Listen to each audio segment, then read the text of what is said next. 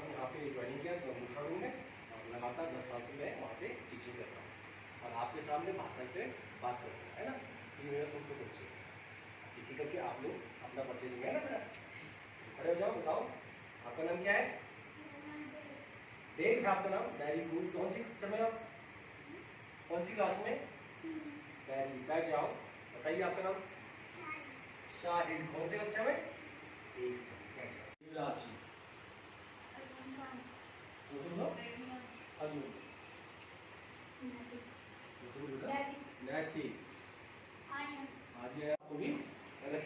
तो टेंशन मत लेना कि हम बन गए यहाँ पे, कोई बना नहीं हुआ। जो आपके सवाल होंगे उनका जवाब हम यहाँ पे देंगे, है ना। तो भाषा का जो विकास है, जैसे सर ने बताया कि भाषा का विकास हमारे आवश्यकता के अनुसार हुआ, है ना। किसी भी चीज़ को हम अपनी बात को अभिव्यक्त कर पा रहे हैं, किसी के सामने रख पा रहे हैं, तो वो भाषा का विकास वहाँ से हुआ। पहले सांकेतिक भाषा होती है, फिर हम ओरली मौखिक करते हैं। तो भूटिया भाषा हमारे जनपद का ही है, जो पिछले चमोली में था।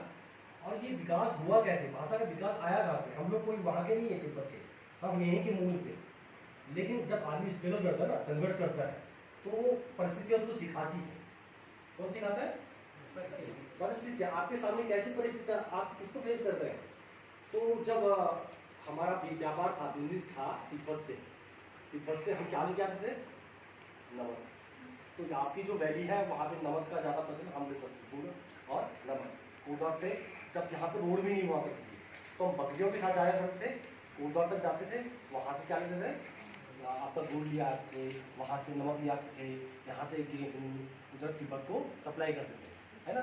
तो जब हम उनके टच में आए, तो उनके टच में आने से क्या हुआ, उनकी लैंग्वेज को हमने समझा, और जब हमने एक दूसरे को समझा, बात करने की कोशिश की, धीरे धीरे हमारे शब्दों में क्या हुआ, डेवलपमेंट हुआ, विकास आया।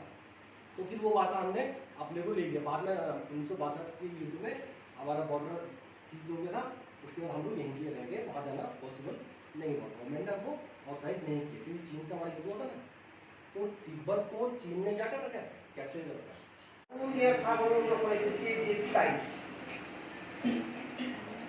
Jemput ibu jadi nanti dimakan begini.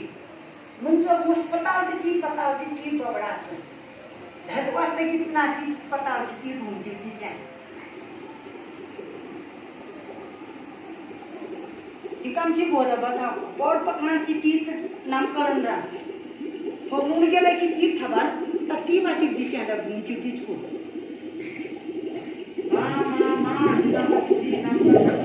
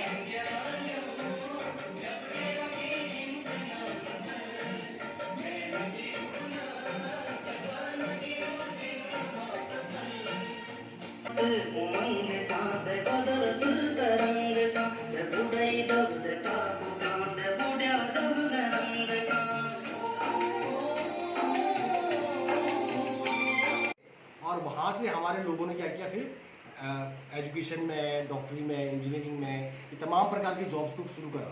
और जैसे ये जॉब शुरू हुए तो लोग नीचे की तरफ रहने लगे। जो इसमें आया कि दिल्ली देहरादून रहते हैं हम लोग, सारे लोग, है ना। तो ये वही है कि अब वो लोग नीचे रहने लग गए, अब ऊपर कम लोग जाते हैं। कौन लोग जाते हैं? जिनकी नौकरी नहीं है ना। वहाँ पे क्या है, हमारे यहाँ पे क्या है, हम जब ऊपर जाते हैं तो अब हमारे पास सीमित क्षेत्र है, बहुत कम एरिया में हमारे पास खेत है। तो क्या होता होगा वापस वहाँ के एटमोसफेयर के हिसाब से, वातावरण के हिसाब से, तो वहाँ पे होता है आलू। क्या होता है? आलू होता है, मटर होता है।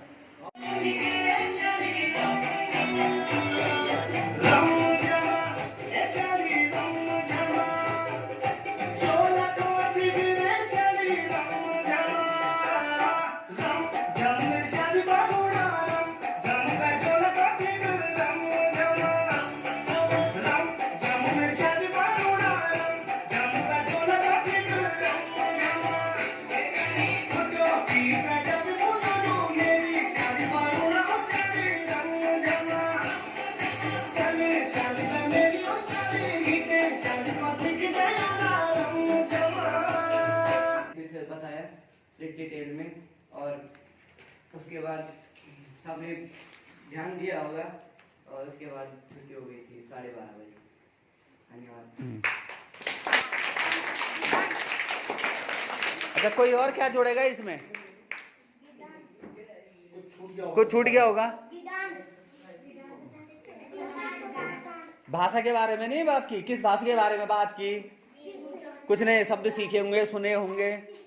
तो भाषा हमारे लिए क्यों महत्वपूर्ण है भाषा, तो उसके बाद हमने भोटिया भाषा को जाना। उसमें हमने भोटिया भाषा को सीखने के लिए हमने किसी सहारा लिया, फिल्म देखी, उसमें हम फिल्म में आए कुछ शब्द जैसे कि पाने के लिए। उसके बाद हमने वो संगीत सुना, संगमेवाल जी का जो भोटिया से संबंधित था। इसमें कुछ नए शब्द आए जो कहीं न कहीं हमें शुरू में क्या है समझ में नहीं आ रही थी। उसके बाद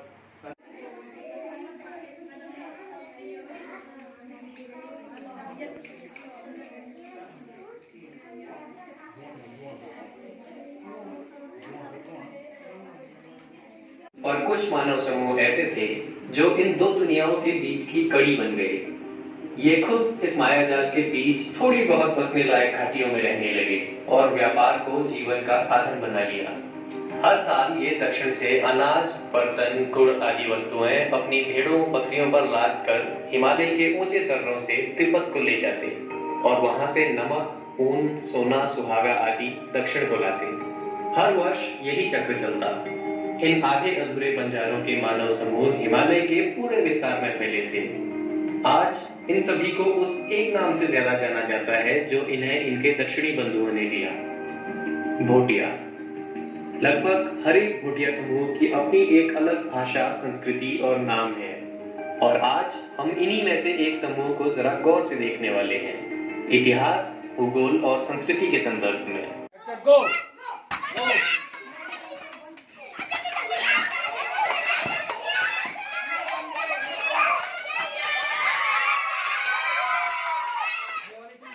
छोड़ना नहीं है, चल चलो। ए out out out out out. Yes अबे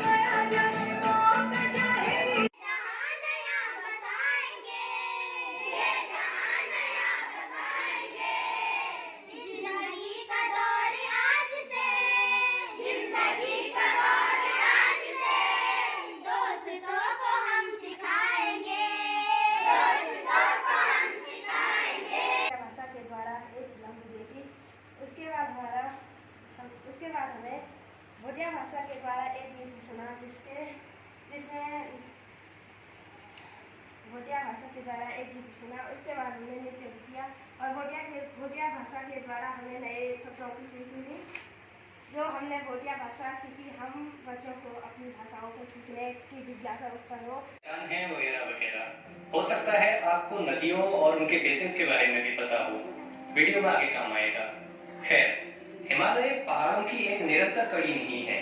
हैरानी की बात है कि 7-8 हजार मीटर ऊंचे पहाड़ों की इस कतार को सिंधु, सतलज, कर्णाली, अरुणकोशी, ब्रह्मपुत्र जैसी कई नदियां आर पार करती हैं।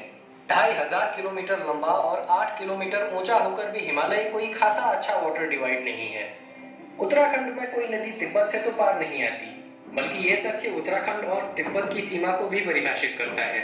पर बहुत सारी नदियां ऊंचे ऊंचे पहाड़ों के अगल बगल और पीछे से बहकर पहाड़ों के एक दल या श्रेणी को एक दूसरे से अलग करती हैं। बदले में ये पहाड़ इन नदियों को जन्म देते हैं, इनके प्रवाह की दिशा बदलते हैं और इनके बेसिन को परिभाषित करते हैं। उत्तराखंड के भूगोल को समझने के लिए यहाँ की पर्वत श्रृंखलाओं और यहाँ की नदियों दोनों को जानना जरूरी है। पहाड़ों से शुरू करते हैं। हिमाद्री से शुरू करें तो उत्तराखंड में हिमाद्री की 6 मुख्य श्रेणियां हैं, जिन्हें कुछ बड़ी नदियां एक दूसरे से अलग करती हैं। पूर्व से पश्चिम को चलें तो सबसे पहले नेपाल के गुरास हिमाल रेंज का एक हिस्सा उत्तराखंड के क्षेत्राधिकार में आता है और नेपाल और भारत के बीच इसको और ब्यास घाटी को लेकर सीमा विवाद है, जो काली नदी की हेड स्ट्रीम की अनिश्चितता के ऊपर आधारित है। आप प्रशिक्षक या एमटी या रिसोर्स पर्सन कह सकते हैं। तो हमारे प्रकाश बड़वाल जी हैं, राजकीय प्राथमिक विद्यालय मूसड़ूम से। तो आज हम तीसरे दिन में एक्टिविटी कर रहे हैं और इस एक्टिविटी में हमने 2 ग्रुप बनाए हैं और इसमें 2 ग्रुपों में हमने कहानी दी है ईदगाह की, जिसमें हामिद की कहानी है और उस कहानी को हम पहले बच्चे जो है अपनी अपनी तरह से उसको शॉर्ट में उसको लिखेंगे हिंदी में और उसके बाद उसका अनुवाद किया जाएगा भोटिया भाषा में और उसके बाद ये ग्रुप वाइज जो है दोनों कंपटीशन होगा। तो 2 ग्रुपों में बच्चों को बांटा था और पहले इन्होंने ईदगाह नाटक को हिंदी में किया अपने अपने टीम में। टीम ए है ब्रह्मकमल और टीम बी है काफल। तो अब आगे की प्रक्रिया में जो नाटक में जो शब्द आए हैं उनको भोटिया भाषा में क्या कहते हैं उनका अनुवाद किया जा रहा है। तो अभी टीम ए कर रही है, जो उन्होंने पहले नाटक लिखा, और ये टीम बी। अब इनमें जो शब्द आए हैं उनको भोटिया भाषा में क्या कहते हैं उनको यहाँ पर। ये नाटक हो गया है शुरू और ये नाटक है ईदगाह।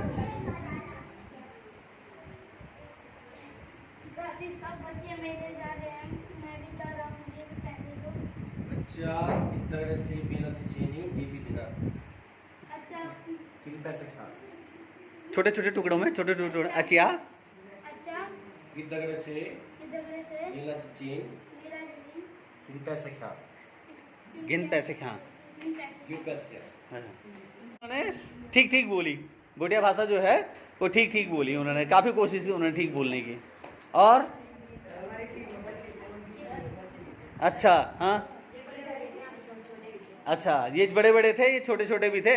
अच्छा चलो ठीक। और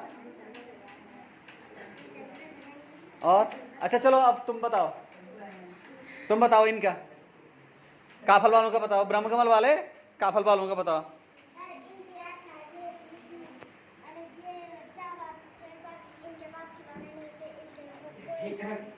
हाँ,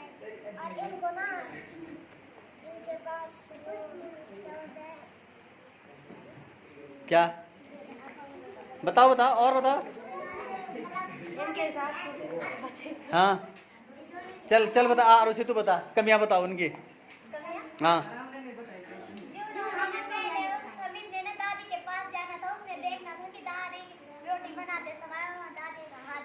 हाँ, और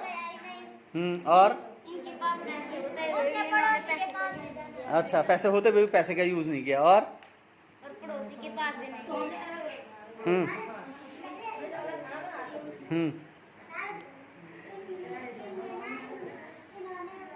अब नाटक में बेहतर प्रदर्शन के लिए ये वोटिंग हो रही है दोनों टीमों की, टीम ब्रह्मकमल और टीम काफल। तो सबके पास में एक एक दाने दिए गए हैं, तो वोटिंग के रूप में एक एक दाने को इन थालियों में, इन प्लेट में डालेंगे। देखते हैं कि किसके ज़्यादा होते हैं, और ये दोनों टीमें ही करेंगी।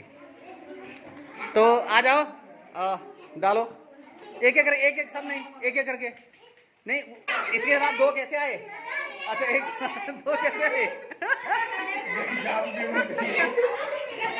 सबके हो गए? बैठो बैठो सब है? नहीं दो उससे एक पूनम का था। हाँ बैठो नीचे, सब नीचे बैठो, सब नीचे बैठो। अब देखते हैं असली चुनाव है। अब देखते हैं कि टीम ब्रह्मकमल को कितने मिले। 1 2 3 3 4 5 6 7 8 9 10 11 12 13 14 15 16 17 18 19 20। अब यहाँ देखते हैं कितने हैं टीम काफल। 1 2 3 4 5 6 7 8 9 10 11 12 13 14 15 16 17।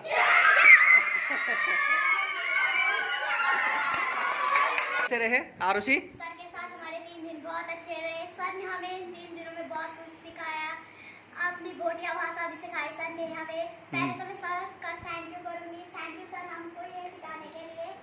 आप जब कहीं जाओगे या हमारे इस एरिया में जाओगे तो आपको थोड़ा बहुत अच्छा लगेगा, आपको एक नई भाषा सीखने में। और आप सभी का बहुत अच्छा यहाँ पे रहना, आपसे बातें करना बहुत अच्छा लगा। आप सभी का बहुत बहुत धन्यवाद। तो प्रकाश बड़वाल सर का आज हमारे साथ भाषा को लेकर के, भूटिया भाषा को लेकर के आखिरी दिन था, और इसके बाद वो जैली स्कूल में जाएंगे, और ये बच्चों की तरफ से उनको एक पुष्प गुच्छ भेंट स्वरूप धन्यवाद के रूप में।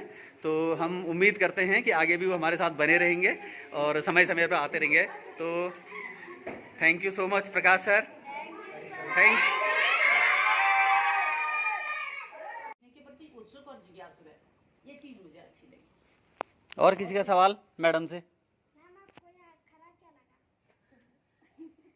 यार अभी तो मुझे कुछ खराब नहीं लगा, लेकिन जो ये घटना हुई थी ये बालिका, मुझे तो पहले पता नहीं चला, लेकिन सर जब उसको दवाई लगा रहे थे तो ये चीज़ थोड़ा मुझे लगी कि थोड़ा यहाँ मुझे लगा छोटा बच्चा है, और आप लोगों ने शायद उत्सुकता में ध्यान नहीं दिया कि वो बच्ची गिर गई, वो सबसे छोटी है। तो कभी भी हम जब ऐसा भगदड़ होती है ना कहीं भी, जब ज़्यादा लोग जहाँ पर इकट्ठे होते हैं तो ऐसी घटनाएं हो जाती हैं। जब भी आप जाएं बड़ी सतर्कता से जाएं और आसपास देखें कि हमारे आसपास क्या हो रहा है, कहीं हमारा छोटा भाई बहन तो नहीं है, अदरवाइज ऐसा ही होगा। ये चोट आज एक को लगी है, कल 2-3 को भी लग सकती है, तो थोड़ा ध्यान रखिए। जब आप भागते हैं उत्साह के साथ साथ धैर्य भी बनाए रखना है जीवन में हमेशा, ठीक है? तो अदरवाइज और कुछ बुरा नहीं था, सब अच्छा ही अच्छा है। और मैडम से किसी का कोई सवाल है? नहीं है? अब मैडम से पूछ। मैं आई हूँ आलिपुर से।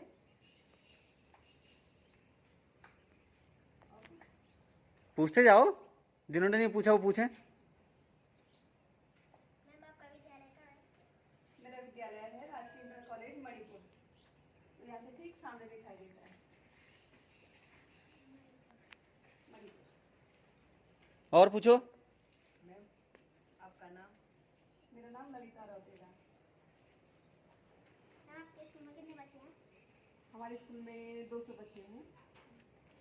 लो बाहर आई फूल खिले फूल खिले, लो बाहर आई फूल खिले फूल खिले, मैडम जी भी आए फूल खिले फूल खिले, मैडम जी भी आए फूल खिले फूल खिले, रौतेला मैडम आई फूल खिले फूल खिले, रौतेला मैडम आई फूल खिले फूल खिले, चंदानी मैडम आई फूल खिले फूल खिले, चंदानी मैडम आई फूल खिले फूल खिले, लो बाहर आई फूल खिले फूल खिले, लो बाहर आई फूल खिले फूल खिले। ओके, ताली बजाओ।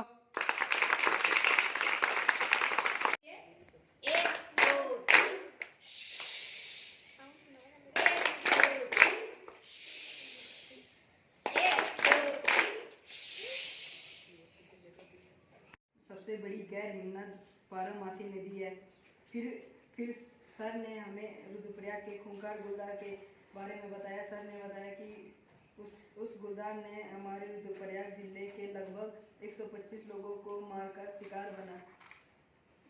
बनाया। और सर ने बताया कि उस गुलदार को जिम कॉर्बेट जी ने मारा, जो कि एक अंग्रेज शिकारी थे, जिन्होंने उस गुलदार को गोली से गुलाबराय में उसको मार दिया। उन्होंने उसे 8 अप्रैल 2016 में मारा था। फिर लंच ब्रेक होने के बाद उसके बाद सर ने एक नाटक करवाया जिसका नाम ईदगाह था। बेटा जाना बेटा चल ऐसा है। ताऊ को लापा, चाचा को आका, नाना को पोपो, नानी को मोमो, लड़की को चावन, दादा को चोचो, दादी को आचा, लड़का को टाटा, बुआ को आनंद, गाय को भलंग, कुत्ता को आका, कुंडल को मुर्गी, अंगूठी लपचा, हसूली सत्ता, शरीर के अंग सिर को पुष्यु, माथा को कपाई, नाक को निमची, आँख को मिग, कान को कनूड, गाल को गालू, बाल को खा, मुंह को गिच्चो, पैर को नार। विशेषण: अच्छा को औरी, सुंदर को न्योता, बड़ा को लंबू, लाल को पीला को लेद, बीमार को नाचित, घायल को घैतो, मेला को किन।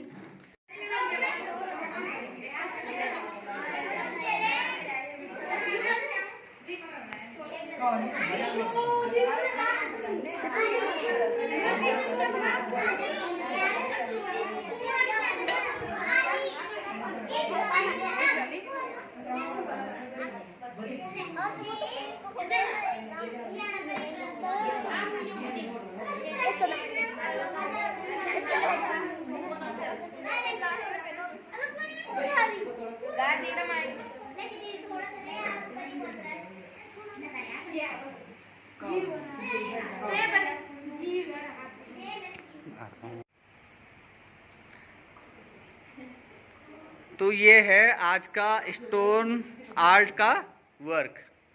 ये बनाया है सभी बच्चों ने, बहुत ही खूबसूरत। जैसे ये बच्चे हैं खूबसूरत, वैसे इनका स्टोन आर्ट का वर्क है खूबसूरत सा।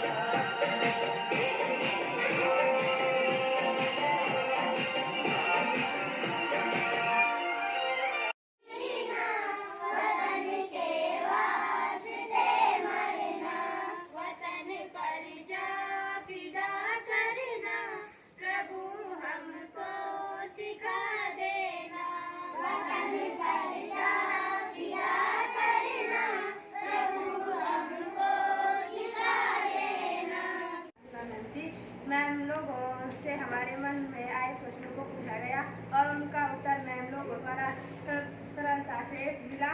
उसके बाद हम अंदर गए और इससे पहले दिनों में जो भोटिया शब्दों की सीख को सीखा उनका दोहराया गया और फिर मैम लोगों के द्वारा हमने क्राफ्ट बनाया। हमने स्टोन क्राफ्ट वर्क किया, जिसमें कि सभी ने एक रुचि और उत्साह के साथ भूमिका निभाई गई। उसके बाद 10-15 मिनट का ब्रेक हुआ और फिर ब्रेक के बाद हमें मैम ने यह जानकारी दी कि जीवन में रंग होना चाहिए, रंग हो तो हम हमेशा जीवन में खुश रहेंगे। उसके बाद फिर छात्राओं द्वारा नृत्य दिखाया गया। अब इसको ऐसे फोल्ड कर दिया, इसको और बीच में से ऐसे फोल्ड करो, रख दिया। अब इसको यहाँ ये जो कॉर्नर है ना, जहाँ से तुमने बीच में सेंटर लिया, वहाँ से इसको ऐसे तिरछा वाला फोल्ड करो, जहाज बनाने वाला वैसा बन जाएगा ये। फिर से दिखा दो उनको खोल। ये किया ना? हाँ, देखो सबसे पहले फिर से बता रही मैं, ये लिया, इसको ऐसे फोल्ड किया, फिर इसका दूसरा फोल्ड किया, और ये जो कोना आया इससे एक और फोल्ड ऐसे तिरछा वाला ऐसे। पहले एक फोल्ड और करना है। तो अब ये क्राफ्ट के काम में खूबसूरत से फूल बने हैं।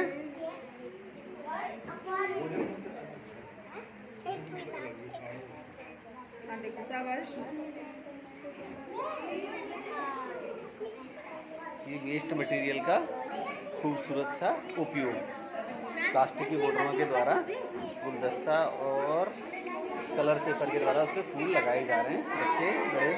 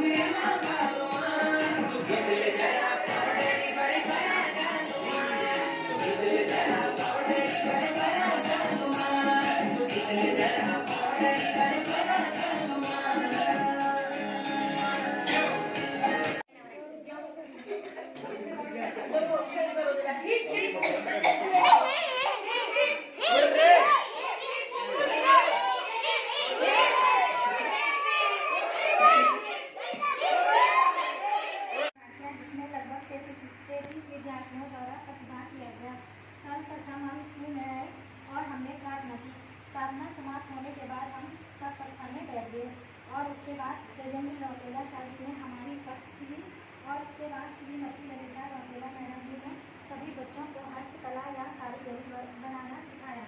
उन्होंने हमें वेस्ट मटेरियल जैसे प्लास्टिक की बोतलों से गुलदस्ता बनाना सिखाया और क्राफ्ट पेपर से फूल बनाने सिखाए।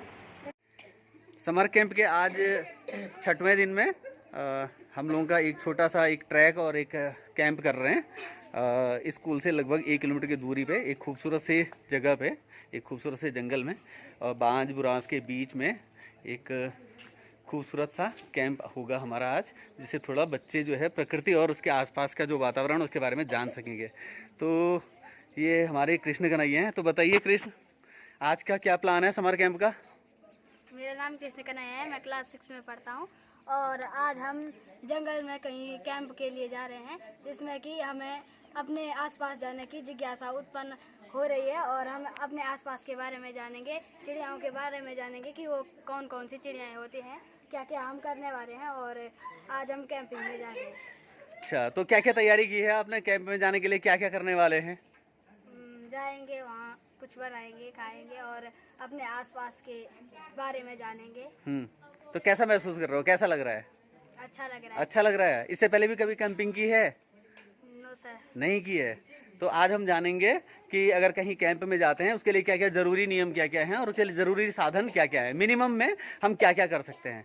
तो इसके लिए आपके पास में एक जो है बैग दिख रहा है ना। तो उस बैग में एक मैट्रेस है, एक स्लीपिंग बैग है, एक टेंट है। तो हम उसको लगाएंगे, उसको लगाना भी सीखेंगे, उसको लगाते कैसे हैं। तो चलिए प्रस्थान करते हैं, चलिए।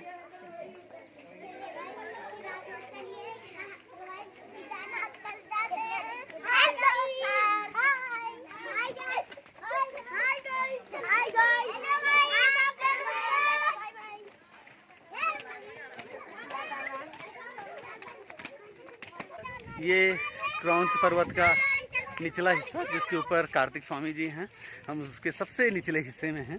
और एक प्रकार से ये कह सकते हैं कि क्रौंच पर्वत की तलहटी में हम कैंप कर रहे हैं। समर कैंप के आज 6वें दिन में आज बच्चों की कैंपिंग स्कूल से लगभग 1 किलोमीटर की दूरी पे। तो ये हमारे सहयोगी हैं अरविंद गोसाई, बीएड प्रशिक्षु, और कुछ हमारे ये जीआईसी जीजीआईसी विद्या मंदिर के छात्र भी हैं। तो ये भी पूरा सहयोग कर रहे हैं यहाँ पे। और अभी बच्चों के लिए भोजन की व्यवस्था हो रही है। तो अरविंद, आप बीएड भी कर रहे हैं, तो बताइए, आप पिछले 6 दिन से हमारे साथ में समर कैंप में हैं, तो आपका अनुभव क्या है, आपको कैसा लग रहा है? इस तरह के प्रयोग आपको कैसा लग रहा है कि किस तरह से बच्चों के व्यावहारिक जीवन में ये किस तरह से सहयोग कर सकता है? मतलब कुछ नई चीज़ सीखने को मिल रही है, बच्चों के साथ साथ मुझे भी मिल रही है। तो जिस कारण मुझे हमेशा आने के लिए एक उत्साह रहता है कि हाँ आज नई चीज़ होगी, ये होगी। तो वैसे ही बच्चों के लिए भी होता होगा कि हाँ भाई हम नई चीज़ सीखेंगे जो कहीं ना कहीं उनके आगे भविष्य में व्यवहारिक जीवन में कहीं ना कहीं काम आएगी जरूर। तो ये तो चलो बच्चों की हो गई। तुम क्योंकि बीएड प्रशिक्षु हो और हम उम्मीद करते हैं जल्दी ही तुम भी एक शिक्षक के बतौर तुम जो है अपने जीवन की शुरुआत करोगे। तो तुम्हें क्या लगता है कि इस तरह की गतिविधियाँ एक बीएड प्रशिक्षु के लिए कितना ज़रूरी है कि अगर इस तरह की चीज़ों को हम शामिल करते हैं, किताबों के अलावा भी इस तरह की चीज़ों को? हाँ, बहुत ज़रूरी है, क्योंकि जीवन जीना खाली किताबों तक ही सीमित नहीं है। कि अपने मतलब कुछ न कुछ जीवन में नया होना चाहिए, चाहे तुम्हारी किताबों से ही नहीं होती है सारी चीज़ें नहीं ना। तो अपने व्यवहारिक चीज़ में कुछ नई नई चीज़ें, कुछ रचनात्मक चीज़ें करके तो हम जीवन को और मतलब उस जीवन को और अच्छे ढंग से एंजॉय कर सकते हैं, उसको जी सकते हैं। बहुत बढ़िया। और आपका 6 दिन तक जो है पूरा अभी तक का सहयोग है, कल भी आप हमारे साथ रहोगे 7वें दिन, और आपके सहयोग के लिए हम तहे दिल से शुक्रिया अदा करते हैं।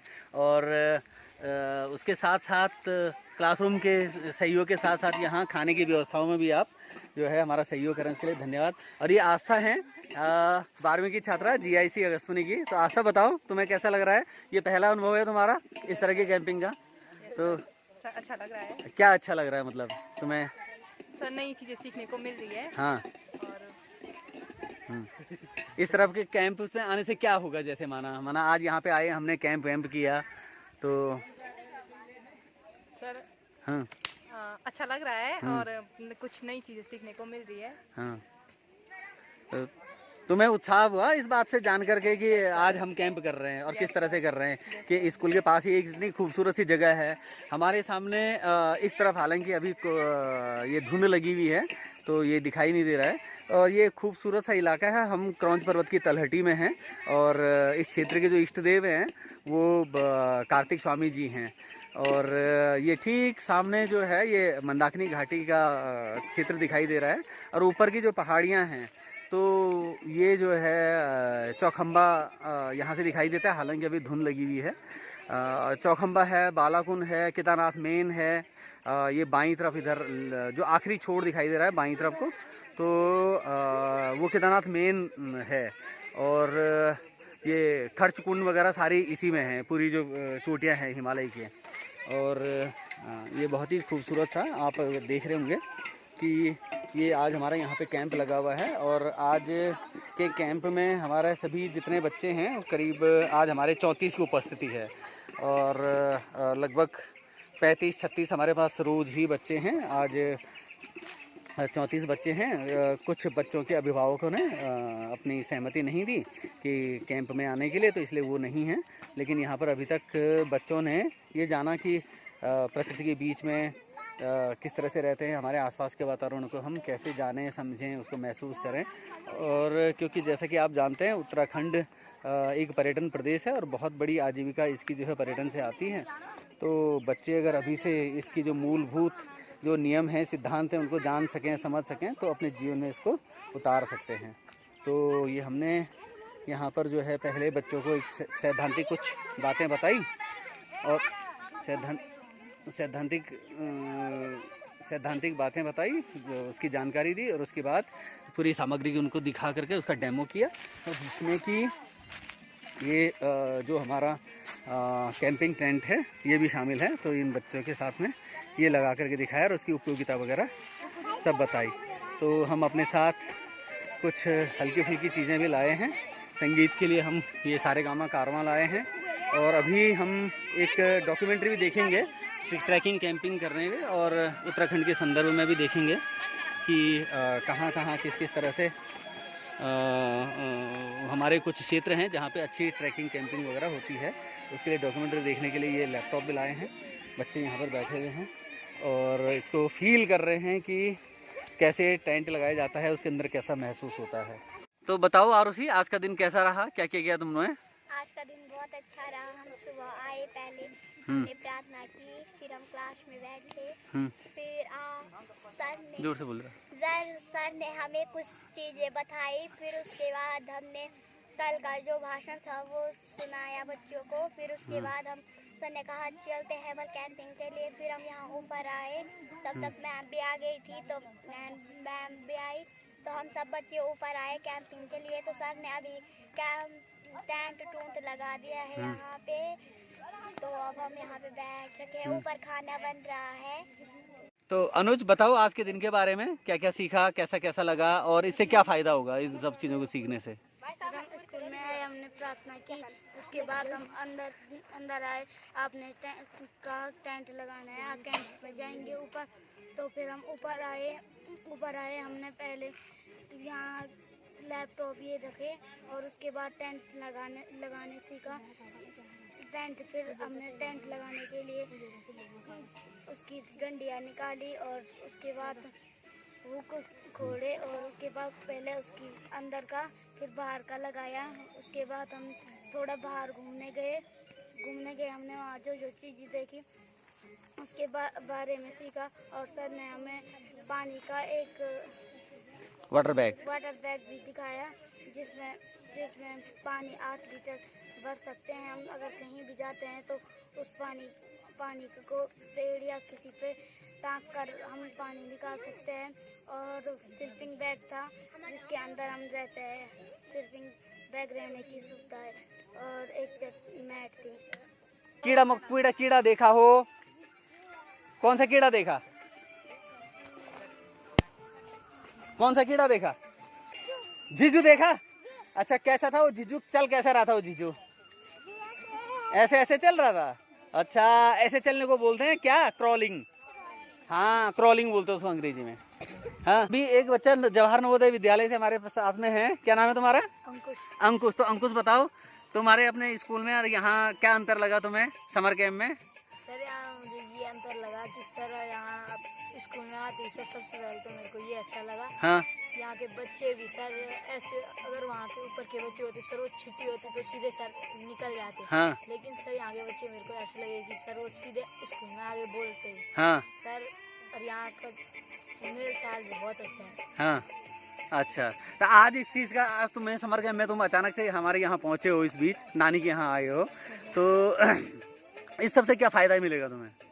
सर इससे मुझे यह फायदा मिला सर, अगर कभी हम ऊंची जगह पर चले गए सर तो तब हमें इसका अनुभव रहेगा कि हम इसको कभी किसी जगह पर लगा सकें और किसी भी जगह पर मतलब ऊपर कभी भी इसको लगा सकें हम किसी हाँ, जगह। तो ये बात अपने जवाहर नवोदय स्कूल में जाखदार में जाकर के बताना सर लोगों कि मैं समर कैंप में गया। खासकर अंग्रेजों के लिए कैंपिंग के दौरान जिन्हें अब धर्म बच्चे कर्म देख से रहे कोई हैं मतलब नहीं था एक और बद्री और केदार जैसे क्षेत्र बहुत दूर थे। फिर अंग्रेज चले गए और जगह जगह सड़कें पहुंचने लगी। चीन से जंग हुई। पिंडारी ना तो धार्मिक रूप से महत्वपूर्ण था, ना ही ये सीमा के करीब है। धीरे धीरे और यात्राएं प्रसिद्ध होने लगी, ट्रैकिंग कंपनीज उभरने लगी और छोटे या जीरो ट्रैक्स पसंद करने वाला लोकल टूरिज्म एक बाढ़ की तरह पहाड़ों को चढ़ने लगा। इस बीच में पिंडारी की पहचान थोड़ी सी छुपने लगी। पिंडारी का नाम उत्तराखंड के बाहर केवल ट्रैकिंग के शौकीनों के बीच और जीके की किताबों में ही मिलता है, जो कि शायद अच्छी बात है। इतिहास, भूगोल, समाजशास्त्र आगे होता रहेगा। हम यात्रा की शुरुआत करते हैं। बात है मई 2024 की। मैं नैनीताल में था और मेरे ऑनलाइन करियर में मेरे करीबी 2 लोगों की कोइंसिडेंटली एक ही वक्त पर आई एक जैसी एडवाइस पर मैं काम कर रहा था। वो एडवाइस थी क्लाइमेट चेंज पर काम करने की। Shout out and thanks to climate trends, मेरी योजना बनी मेरे सबसे नज़दीकी ग्लेशियर की यात्रा। ये वीडियो स्पॉन्सर्ड नहीं है, ना ही क्लाइमेट चेंज वाली थी। तो यात्रा की प्लानिंग शुरू हुई। अंग्रेज़ों के ज़माने में पिंडारी की यात्रा बड़ी लंबी थी। ज़्यादातर यात्रा वृत्तांत शुरू होते हैं काठगोदाम से, जहां 1884 में रेल आ चुकी थी। यहाँ से यात्री फिर रामगढ़, प्यूड़ा, अल्मोड़ा, काकुला, बागेश्वर और फिर कपकोट होते हुए लोहार खेत तक आते थे। समय के साथ कपकोट और फिर लोहार खेत तक सड़क हो गई और ये ट्रैक 200 किलोमीटर से घटकर कुछ 40 किलोमीटर का रह गया, जिसमें लोहार खेत से आगे धाकुड़ी और फिर खाती गांव आते हैं। मैं अभी खाती गांव में हूँ, मेरी पिंडारी की यात्रा के कुछ 7 या 8 महीने बाद। खाती गांव इस यात्रा का आखिरी गांव है और इसके ऊपर कोई बसावट नहीं है। अब यहाँ तक सड़क है, इसीलिए ज्यादातर यात्री यहीं से अपनी ट्रैकिंग की शुरुआत करना पसंद करते हैं। खाती के बाद पिंडारी का ट्रैक आमतौर पर 3 दिन लेता है। पहला दिन ग्वाली, दूसरा दिन फुरकिया तक पहुँचाता है, तीसरे दिन पिंडारी के 0 पॉइंट तक जाकर आप वापस फुरकिया आ जाते हैं और चौथे दिन ग्वाली या वापस खाती। मई के आखिर में मेरे पास किसी वजह से समय की कमी थी, कारण मुझे अब याद नहीं, पर इस टाइट शेड्यूल ने मेरी यात्रा से 1 दिन कम कर दिया था। मेरे साथ इस सफर में 2 साथी होने वाले थे। दिल्ली से रवि मरतोलिया चलने को तैयार थे, पता नहीं किस कारण से, कुछ जिसको भूतापी ऊर्जा कहते हैं। खाती गांव से एक गाइड को भी मैंने साथ ले जाना ठीक समझा। सर, मेरा नाम ध्यान सिंह काकले है, मैं खाती से बिलोंग करता हूँ। जो दूसरे साथी बने। कुछ इमरजेंसी आइटम्स और अपने कैमरा गियर के अलावा मेरे बैग में केवल कपड़े थे। मेरे गाइड के कहने पर नीचे डॉक्यूमेंट्री देख रहे हैं बच्चे पिंडारी ग्लेशियर की और क्लाइमेट चेंज को लेकर के, और यहाँ पे दूसरी टीम बना रही है खाना, जो आज का कैंप का जिस पे बच्चों की नज़र है। दिल्ली से बागेश्वर आए और उसी दिन करीब 1 बजे हम दोनों एक शेयर टैक्सी से कपकोट को निकल गए। तो कैंपिंग और डॉक्यूमेंट्री के बाद अब इनका लंच का टाइम। कुछ ये टिफ़िन घर से लेके आए हैं, सभी बच्चे टिफ़िन भी लेके आए हैं और हमने यहाँ पे मैक्रोनी बनाई है। तो सभी बच्चे अब जो हैं, और जो यहाँ के स्थानीय वो है तिमला है, तिमले के पत्ते में सभी, क्योंकि हमने यहाँ पे प्लेट, थाली या पेपर प्लेट हमने वर्जित की हुई थी कि कोई भी लेके नहीं आएगा, तो इसलिए सभी यहाँ पे तिमले के पत्ते में सब अपना अपना खाना खा रहे हैं। इनका पहला कैंप है, पहली आउटिंग है, तो उम्मीद करनी चाहिए कि इनके जीवन में इससे कुछ बदलाव आएगा, उनकी सोच समझ में कुछ बदलाव आएगा। तो कई बार इस तरह के जो छोटे छोटे प्रयास हैं, छोटे छोटे प्रयोग हैं, जीवन में एक बड़ा बदलाव भी लाते हैं। तो प्रकृति के बीच में संगीत के लिए एक सारेगामा कारवां का पूरा भरपूर उपयोग किया जा रहा है। तो ये सभी बच्चों के लिए उनके जीवन का ये पहला कैंप है, पहली आउटिंग। दोस्तों सर बताएंगे हमें समर कैंप का उद्देश्य क्या है। तो जैसे कि आज हमारा 6वां दिन है और आप लोग सभी देख रहे हैं मूलतः जो ये समर कैंप था इस समय सरकारी स्कूलों में पहली बार लगा है और इसमें जो हमको कहा गया था वो भाषा से हमने उसकी शुरुआत करनी थी। भाषा का मतलब कि जिन भाषाओं को हम स्कूल में पढ़ाते हैं उनको छोड़ करके, यानी हमारे संविधान की 8वीं जो अनुसूची है उनमें जो भाषाएं शामिल हैं जो हम नियमित रूप से स्कूल में पढ़ते हैं, हिंदी, अंग्रेजी, संस्कृत वगैरह, उसको छोड़ करके कोई भी और भाषा, नई भाषा हमने सीखने का उद्देश्य था। तो जिसके लिए हमने पहले 3 दिन हमारे यहाँ जो जनजातीय भाषा है उत्तराखंड की, जो उच्च हिमालयी क्षेत्रों में रहते हैं, जिनको हम भोटिया कहते हैं, जो हमारे शेड्यूल ट्राइब हैं, तो उस भोटिया भाषा से हमने शुरू किया। क्योंकि बहुत सारी भाषाओं के बारे में हम सीख सकते हैं आगे भी, लेकिन पहले अपने आसपास की भाषाओं के बारे में हमें जानना ज़रूरी है। जैसे हमारी मातृभाषा हमारी गढ़वालिया तो हम बोलते ही हैं, लेकिन अपने अगल बगल के क्षेत्रों में हमारे बीच रहने वाले लोगों की भी और भाषाएं हैं जिनके बारे में हम बहुत कम जानते हैं। तो भोटिया भाषा एक ऐसी भाषा थी कि जो हमारे यहाँ पे जो हमारा जो पड़ोसी ज़िला है चमोली ज़िला, तो वहाँ पर भी हमारे भोटिया समुदाय के लोग हैं। हमारे दूसरी तरफ जो है भागीरथी के दूसरी तरफ जो है वो वहाँ भी भोटिया लोग हैं और एक बड़ा समुदाय है भोटिया जो हमारे पिथौरागढ़ से शुरू होते हुए पिथौरागढ़, बागेश्वर और चमोली और हमारे यहाँ रुद्रप्रयाग, उसके बाद टिहरी और उत्तरकाशी के जो उच्च हिमालयी क्षेत्र है वहाँ पर भोटिया भाषाएँ बोली जाती हैं। हालांकि उनकी भी अलग अलग धाराएं हैं। तो अगर हम पिथौरागढ़ से बात करें तो वहाँ पे शौका समाज है, रंग समाज है, फिर अगर हम उनकी अपनी भाषा है और उसमें थोड़ा थोड़ा अंतर है। उसके बाद इधर बागेश्वर और अगर हम इधर अपने चमोली की तरफ आते हैं तो वहाँ पर हमारी जो सबसे नज़दीकी जो भोटिया लोग हैं उनकी अपनी भाषा है, जिसको अपने बोलचाल में रोंगपा भी कहते हैं। रोंगपा भी कहते हैं अगर हम देखें उसको, तो भोटिया समुदाय की अपना, क्योंकि भोट जो है एक क्षेत्र था जिसको हम भूटांतिक प्रदेश भी कहते हैं, जो हमारे तिब्बत से लगा हुआ जो इलाका है, तो पूरे भूटांतिक क्षेत्र है, तो उसमें रहने वालों को हम भोटिया कहते हैं और उसकी वो बोलने वाली भाषा उनकी भोटिया कहलाई जाती है। लेकिन मूलतः वो अपने बोलचाल में उसको रोंगपा भाषा कहते हैं। तो हमने उससे शुरुआत की कि हम उसको जानें, और उसको जानने की शुरुआत भी हमने सीधे भाषा से नहीं की। उस भाषा के बहाने हमने भोटिया समुदाय को जानने की कोशिश की कि उनका रहन सहन, खान पान, उनका समाज, उनकी संस्कृति, उनके गांव, उनका जो वहाँ पे आजीविका के साधन हैं वो किस तरह से हमारे, क्योंकि अगर हम सामरिक दृष्टि से देखें तो हमारा जो अंतर्राष्ट्रीय बॉर्डर है, हमारा जो चीन से लगा हुआ बॉर्डर है, तिब्बत से लगा हुआ जो बॉर्डर है, तो वहाँ पर वो हमारी सेकंड लाइन के रक्षा पंक्ति के लोग हैं। क्योंकि पहली लाइन में हमारे आर्मी के लोग रहते हैं, तो दूसरे लाइन में हमारे भोटिया जो लोग रहते हैं वो हमारे रक्षा पंक्ति के लोग भी हैं। तो उनके बारे में जानना, समझना और एक सम्मानजनक रूप से उनकी संस्कृति को जानना भी हमारे लिए एक महत्वपूर्ण रहा। तो इसके लिए हमारे प्रकाश बड़वाल सर हमारे भी एक शिक्षक साथी हैं, तो 3 दिन उन्होंने अपना समय दिया। तो हमने बहुत विभिन्न माध्यमों से, डॉक्यूमेंट्री के माध्यम से और भोटिया गानों के माध्यम से हमने जो है भोटिया भाषा सीखने की कोशिश की, और अंत में उसका प्रयोग भी हमने किया एक नाटक के माध्यम से, जो ईदगाह नाटक है मुंशी प्रेमचंद जी का, तो उसका हमने भोटिया भाषा में अनुवाद करके बच्चों के साथ में उसका प्रयोग किया। और चौथे दिन 3 दिन भोटिया भाषा सीखी, चौथे दिन और 5वें दिन में हमने आर्ट और क्राफ्ट का काम किया। तो जिसमें हमने वेस्ट मटेरियल से सीखा, अपने आसपास के पत्थरों से स्टोन आर्ट, स्टोन पेंटिंग करना सीखा, जिसके लिए ललिता रौतेला मैडम हमारे साथ में GIC मणिपुर से थी। और 5 दिन, आज हमारा 6वां दिन है, जिसमें हमने आज अपने आसपास के पर्यावरण को जानने की कोशिश की और कैसे हम ट्रैकिंग कैंपिंग करते हैं उसके बारे में जानने की कोशिश, उसके बेसिक नियम क्या हैं।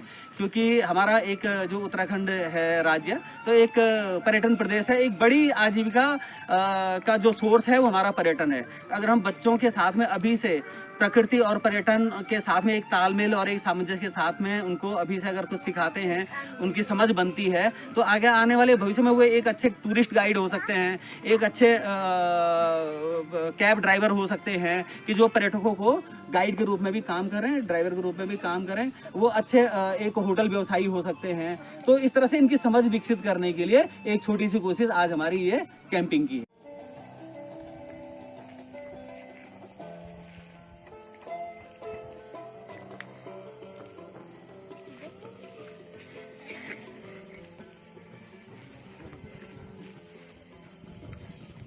प्रार्थना की, प्रार्थना होने के बाद हम सब कक्षा में बैठ गए और उसके बाद सर ने हमारी उपस्थिति दी। उसके बाद सर ने बताया कि 1 किलोमीटर एक खेत है जहाँ पर टेंट लगाया जाएगा। उसके बाद सभी बच्चों के पास खाना बनाने टेंट का सामान दिया गया। उसके बाद हम खेत के ऊपर वाले खेत में खाना बनाने की व्यवस्था की गई। नीचे वाले खेत में टेंट आदि का सामान रखा गया। उसके बाद हमें टेंट लगाना भी सिखाया।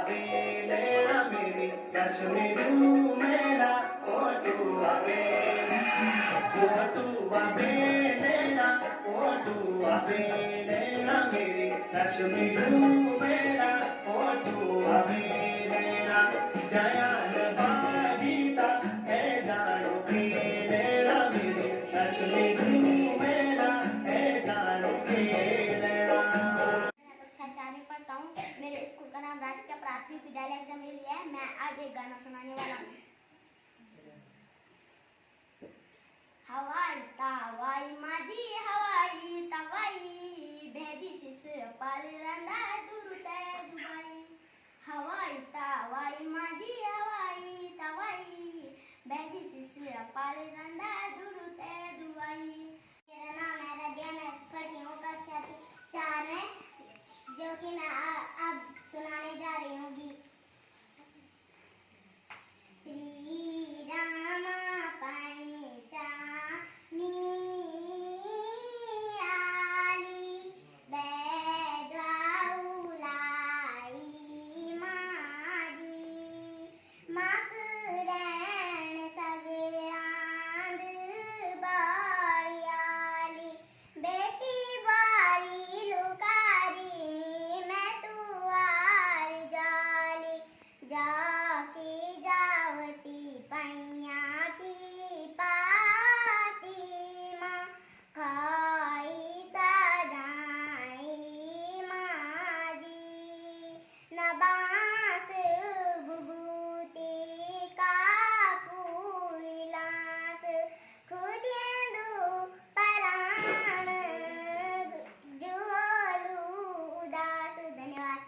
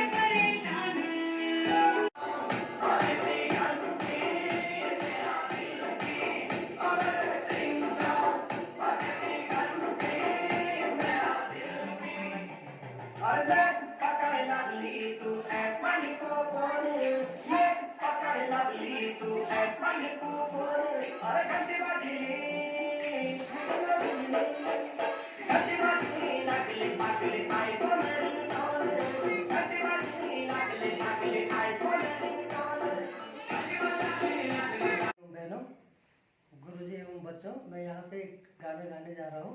जो भी गलती होगी क्षमा का आभारी रहूँगा। गीत के बोल थोड़ा सोचने पड़ेंगे। राजुली वाला लगा लेता हूँ। हे सांवलिया देबोन रानी बिजोरा को दियो सो दियो सुनी। अरे पहुंची रजा द्यूरी गड़े मजे। हर सांवलिया देबोन कहे पर बैठे सतबो करे मन मन हर्षे गेवा मेहनत कभी पहले अनबैख नहीं देखे अरे सामने देवो रानी देख के बोन बैठ के रे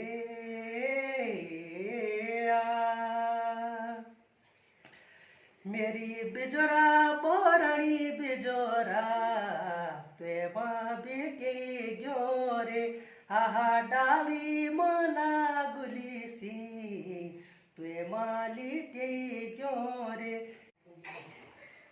मेरा से हर्ष हो कहत वेल्यो न हो मेरा जाना को दुख के न हो दुख के न हो मेरा सुख माहे सेणो न्यू तू सहूक मेरा दुख मारूणा को हक के न हो हक के न हो